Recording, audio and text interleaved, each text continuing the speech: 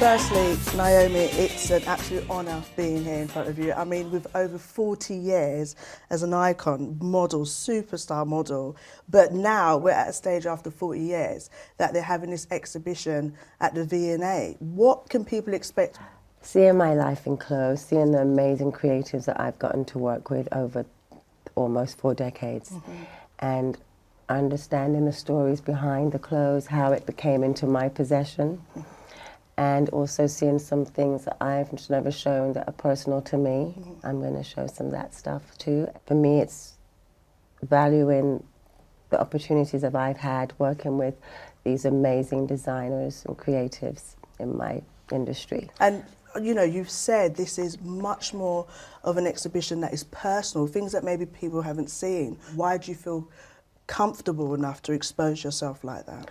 I think I've always said to myself that I would always, like everyone thinks I was going to do a book first. And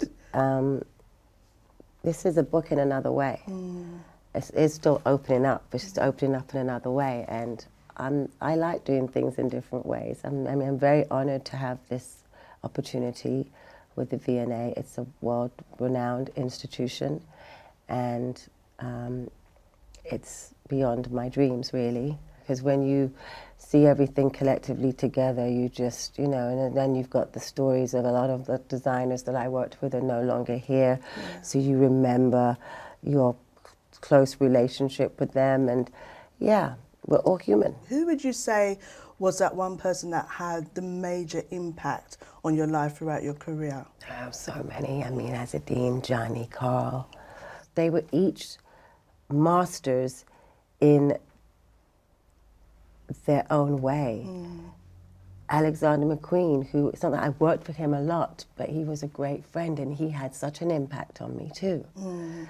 His friendship and support was unbounded. And, you know, John Galliano, who just was brought you into the fantasy of his world, and that's also what Lee could do too, and you just transported you into another place.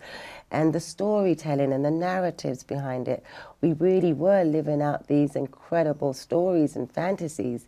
What touches me is that you're so there trying to bridge a way for everybody else. It can be at times challenging, and having someone else there for you is really important. How important it is for us to, especially as black women, to have those allies or have other women around you that can support you when you're doing such work by yourself. It's important to have that support and make sure, and support coming with the right intention. Right, yeah. You know, because energy for me is everything. Right. You know when it's unconditional, when it's transparent, you know. Yeah, those supports are just really rare and hard to find. And I know that you have said that over these last years you feel a little bit concerned that things are going backwards when it comes to diversity. What is like making you have that kind of feeling? My eyes are always peeled, and just seeing the way things are going at the moment, I feel that way, but it doesn't mean that we must never continue to maintain and to keep speaking and having conversations to remind people to choose with an equal mind. I mean, you take it a bit further. You were doing the cold calls to make sure diversity was happening, and so it's important to have those allies and support, would you say? It's important to not be afraid. I'm not afraid when it comes to, when it's not myself, I can do it easily. When it's myself, I have the hardest time. When it's fighting for yourself, you're saying that you've had moments where that has been really hard? Not fighting for myself, calling. You said about calling. Yeah. So when it's calling for myself, I freeze.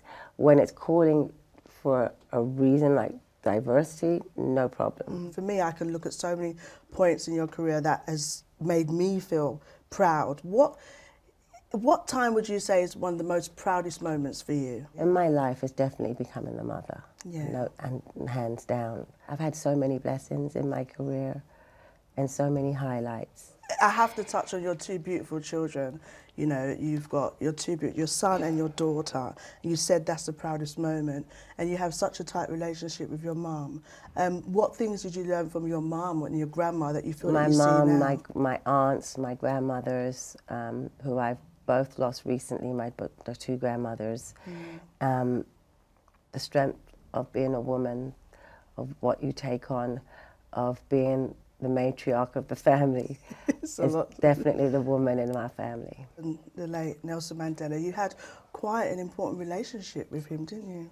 20 years. 20 years. And, you know, what kind of things would he say to encourage you in those 20 years? Or it might Sometimes it's so crazy, but he didn't say anything. And the silence. That's bigger than... he would say, come to South Africa. I'd get there, and I stayed in the house. And we would sit at the dinner table, and he didn't say anything. And those no words was more than words. Yeah. Well, Naomi Campbell, you are a powerful, amazing, beautiful, talented woman. Yes, you're a supermodel, you're an advocate, you are doing so many trailblazing things and have done and opened the way for so many. And with all those accolades, it would be nice to see if we could add you being a loose woman as well. Would that be possible? We'd love to give you this cup. Oh, we made it just for you. That's so sweet. Yeah, thank you so much. Because you're absolutely lovely. Thank you. Thank you, my queen. Thank you. I appreciate you so much. Thank you. Naomi Campbell. Oh my God. Nice cup.